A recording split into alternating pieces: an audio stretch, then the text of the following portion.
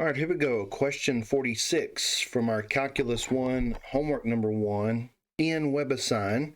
It says for the limit as x approaches 3 of x cubed minus 5x plus 1 equals 13, they want us to find the largest possible delta that corresponds to, well, and they give us a couple of epsilon values. So the first thing I want to do in my scratch work is I want to make some notes about what I've got.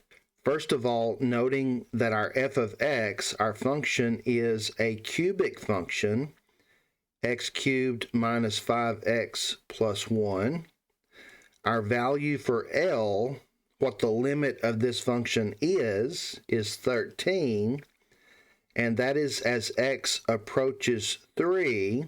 Now what that tells us our value of a, and the limit of the function is approaching 13. Our first value of epsilon that we want to look at is 0.2. At this point, we've gathered all the information we need in order to find our first value of delta. First, we need to find our upper and lower limits around L based on epsilon. If our epsilon is 0.2, that means that our upper limit would be 13 plus 0.2, and our lower limit would be 13 minus 0.2. Also note that those will be y values. So I'm going to say y1 would be 13 minus 0.2, and y2 would be 13 plus 0.2. And then these are going to give us our target y values that we can then find the corresponding x values to give us our range around A. So now that we have our y1 and y2, what we can do is plug those in for f of x and solve for x. So our first equation is going to look like 12.8 equals x cubed minus 5x plus 1, and to solve a cubic we need to set that equal to 0. Bringing the 12.8 over makes it a minus 12.8, and that's going to give us 0 equals x cubed minus 5x minus 11.8. At this point, you're going to need some way to solve a cubic equation. And if you have the Casio, I highly recommend making use of its polynomial solver. The way we get to that is we're going to hit the menu button, and we're going to go down until we see the little app called equation/function and hit equals. We are solving a polynomial, number 2, and the degree, since it's cubic, is 3. And as you can see, the Casio simply prompts you for the coefficients of the variables, and then it's going to give us our solutions. The coefficient of x cubed is 1. We hit equals to move over. Notice there is no x squared in this equation, so we're going to hit 0. Negative 5 for x. Our constant is negative 11.8. And if we hit equals again, it's going to tell us that our first x is 2.99.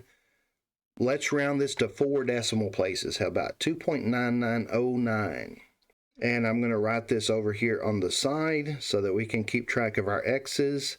Now we need to find our second x, which is based on y2, and the technique is the same. We're simply going to replace f of x with 13.2 this time.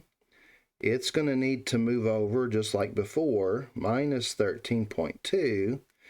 And now instead of negative 11.8, we have negative 12.2. And using the Casio, again, if you hit equals again, it's going to tell you the second and third x because a cubic equation has 3 solutions. But notice if I scroll over, you can see that this one is actually complex. So this particular cubic that we just solved has only one real solution, and also that means it has only one x-intercept. And the third root would be the conjugate of the second. And then if we hit equals again, you can see it goes back and lets me input a new cubic equation. So we can hit the coefficients again, 1, 0, -5. All of these are the same. Up to the constant is now -12.2. And our root, our 0, our solution this time is 3.0091, rounded to 4 decimal places.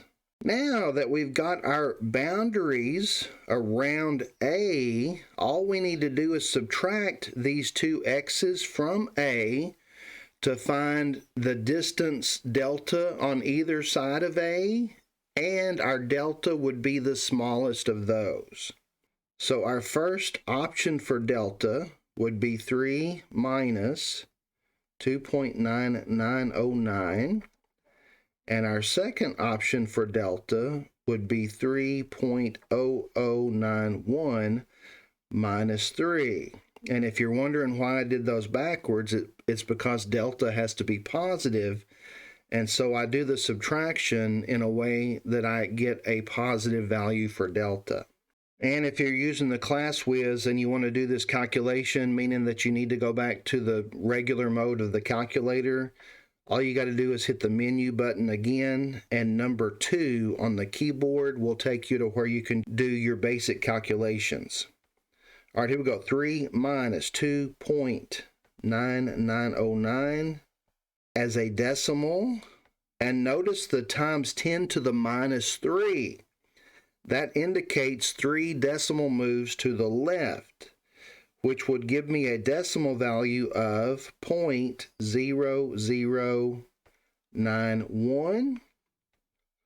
Again, you need to take care of the scientific notation and put it back into standard notation. And then we're going to do our other calculation, 3.0091 minus 3.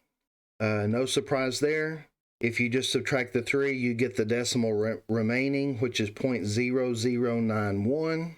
Notice that these values are equivalent, so I can pick either one of them to be the solution for delta, and that's going to do it for part 1 of the problem. Now, for part 2, if I make epsilon 0.1, the only thing that's going to change about the work compared to what we previously did, our epsilon is going to be 0.1 this time, meaning that you're going to do 13 minus 0.1 and 13 plus 0.1, giving you new values for y1 and y2 that you will then plug in for f of x. You will need to solve the equation again to get your new x1 and x2.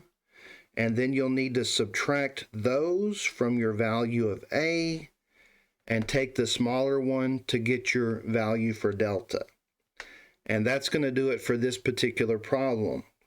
So if you have any questions or comments about anything covered in this video, please feel free to leave those in the comment section below, or you can text me. And thanks for watching.